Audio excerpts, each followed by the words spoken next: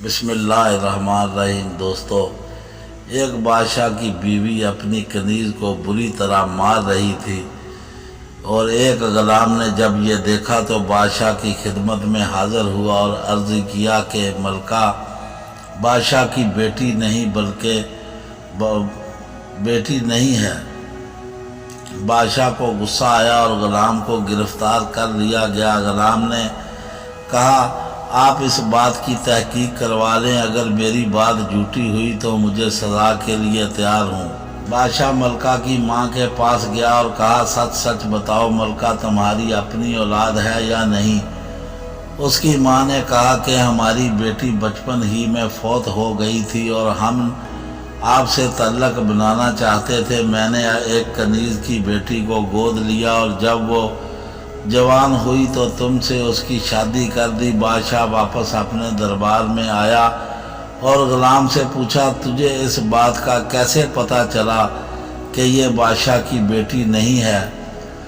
ग़ुलाम ने कहा कि मलका कनीज़ को बुरी तरह मार रही थी और साथ ही उसे गंदी गंदी गालियां दे रही थी, जो एक शहजादी की खसलियत नहीं हो सकती। बादशाह ने दिल में सोचा कि ये ग़ुलाम तो बहुत काम का बंदा है, जो नस्ल की पहचान कर सकता है। बादशाह ने ग़ुलाम से कहा कि ये घोड़ा मुझे एक दोस्त ने तोहफे में दिया है, तुम बताओगे कि ये घोड़ा नस्ली है या नहीं? ग़ुलाम ने घोड़े को गौर से देखा, फिर कहा, ये नस्ली नहीं है।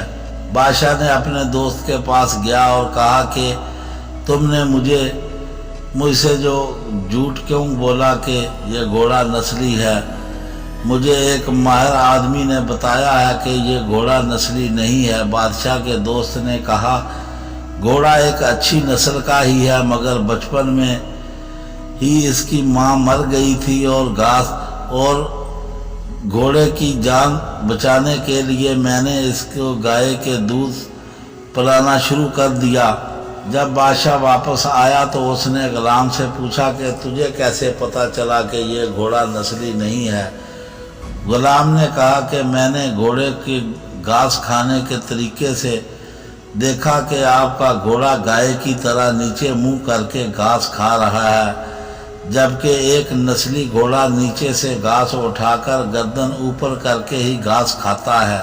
बादशाह ने ग़ुलाम की ज़हानत से बड़ा मुतासर हुआ और इनाम में बादशाह ने उसे 100 अनाज की बोरियां और देसी घी के डब्बे और बहुत सारी सब्जियां फल दिए। ग़ुलाम ने सारी चीज़ें लेकर बादशाह से कहा कि अगर जान की अमान मिल जाए तो एक बात और कहूँ। बादशाह ने कहा, बोलो, क्या बोलना चाहते हो?